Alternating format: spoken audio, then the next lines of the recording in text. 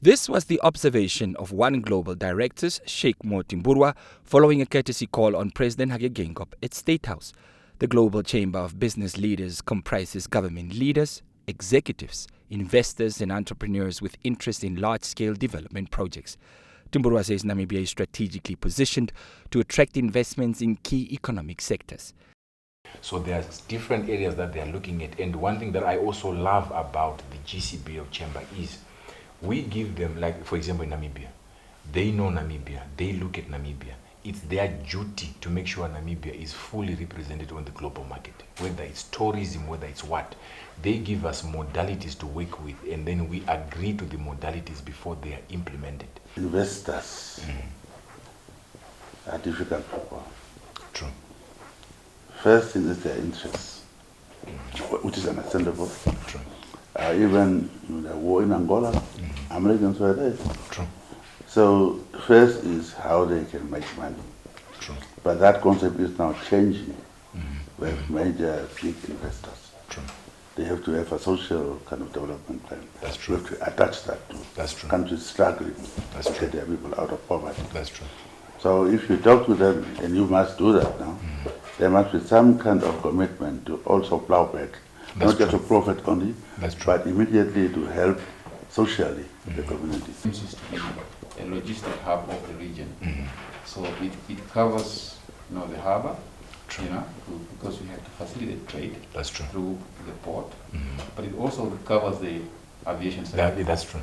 Because you can't just be moving goods through rail or trucks, but you also need to move goods, cargo through aviation planes.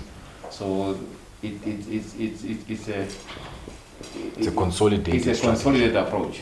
And therefore that's definitely something that we want to continue to engage with you and your partners. Namibia and a number of other African states are advocating against the exporting of raw materials to other continents.